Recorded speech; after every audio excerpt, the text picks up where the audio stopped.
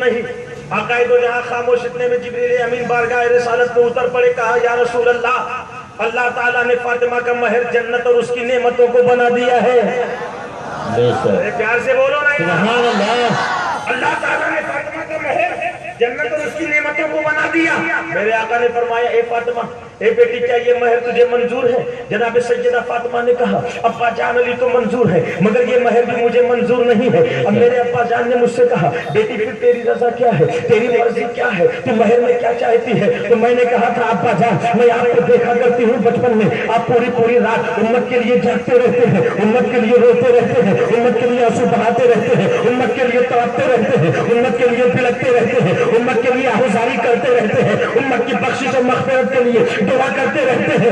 آپ کی بیٹی فاطمہ سے آپ کا یہ رونا دیکھا نہیں جاتا، آپ کی بیٹی فاطمہ سے آپ کا یہ بلکنا دیکھا نہیں جاتا، آپ کی بیٹی فاطمہ سے آپ کا یہ آنسو بہانا دیکھا نہیں جاتا، آپ کی بیٹی فاطمہ سے آپ کا یہ تڑپنا دیکھا نہیں جاتا، آپ کی بیٹی فاطمہ سے پوری رات امت کے لیے یہ آہوزاری کرنا دیکھا نہیں جاتا۔ اس لیے فاطمہ کی مرضی تو یہ ہے کہ فاطمہ کا مہر امت کی بخشش بنا دی جائے، فاطمہ کا مہر امت کی مغفرت بنا دی جائے، فاطمہ کا مہر امت کی شفاعت بنا دی جائے۔ آقا خاموش تھے کہ جبریل امین خدا کی بارگاہ سے ایک کاغذ کا ٹکڑا لے کر اترے، جس پہ لکھا ہوا تھا، جان کو شفاعت امت محمد صداقہ فاطمہ، میں نے امت محمدیہ کی بخشش فاطمہ کا مہر بنا دیا ہے۔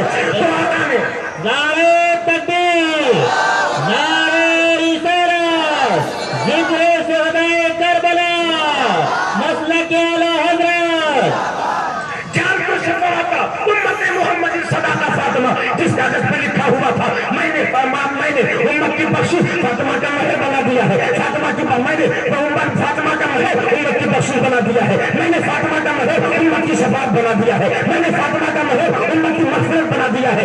میرے آقا نے کاغذ کا وہ ٹکڑا مجھے دیا اور کہا، بیٹی کیا یہ مہر تجھے منظور ہے؟ تو میں نے کہا، ابا جان، اب علی بھی منظور ہے، یہ مہر بھی مجھے منظور ہے، علی بھی قبول ہے اور یہ مہر بھی مجھے قبول۔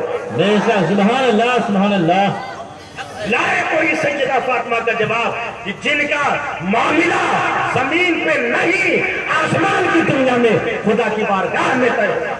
بے شک، سبحان اللہ۔ فاطمہ کا کوئی جواب ہو سکتا ہے؟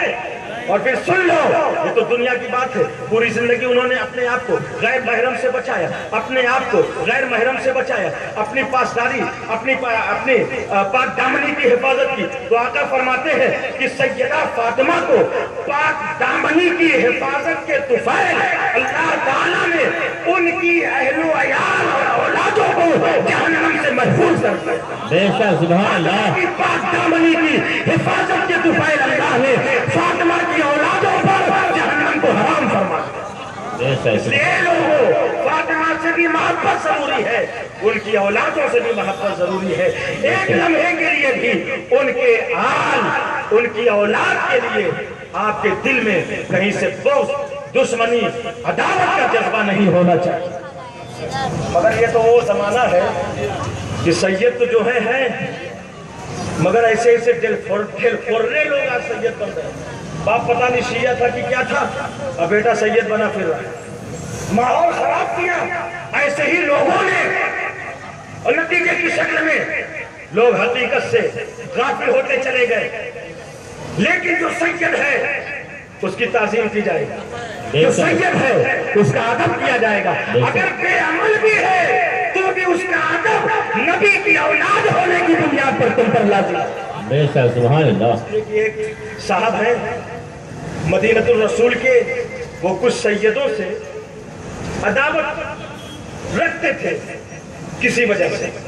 آقا کو خواب میں دیکھا، نبی نے فرمایا، تمہیں کیا ہو گیا ہے، میری اولادوں سے بغض و عداوت دشمنی رکھتے ہو؟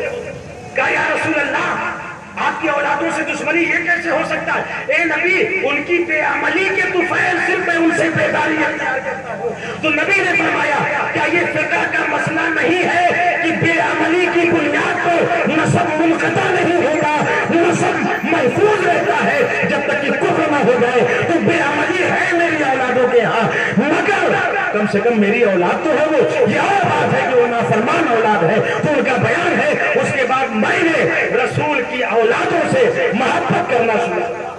سبحان اللہ۔ لیکن ایسے لوگوں سے کہنا چاہوں گا، اگر کوئی ایسا ہے جو جس کا نسل رسول اللہ سے نہیں ملتا پھر بھی اپنے کو سید کہہ رہا ہے، تو موت کے بعد وہ جہنم اور قبر میں فرشتوں سے لوہے کا گرز کھانے کے لیے تیار ہے۔ اسکرین کا ہاتھ چھوٹا بڑا کرنا۔ تو سیدہ فاطمہ رضی اللہ تعالیٰ عنہ نے اپنے پاک دامنی کی حفاظت کی، اور آقا فرماتے ہیں کہ ان کی اولاد پر اللہ نے جہنم کو حرام فرما دیا۔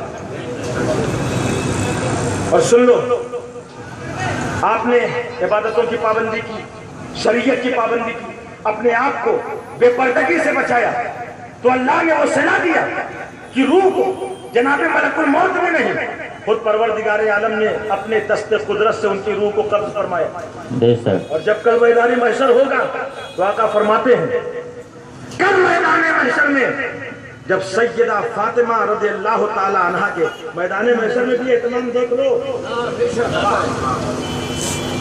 کل پل صراط سے سیدہ فاطمہ کے گزرنے کی باری آئے گی تو رب العالمین فرمائے گا کہ محشریوں اپنی اپنی نگاہیں نیچی کر لو۔ یہ اہتمام رب کی جانب سے ہوگا سیدہ فاطمہ بنت رسول اللہ کے لیے کہ اے محشریوں اپنی اپنی نگاہیں بند کر لو، اس لیے کہ رسول کی بیٹی فاطمہ 70,000 لوگوں کے ساتھ پل صراط سے گزرنے والی۔ سبحان اللہ۔ یہ سیدہ فاطمہ رضی اللہ تعالیٰ عنہ کا مقام۔ اب بولو، ایسے بے مثال باپ کی گود میں جس حسن و حسین کی پرورش ہوئی ہو، اس کا کوئی جواب ہو سکتا ہے؟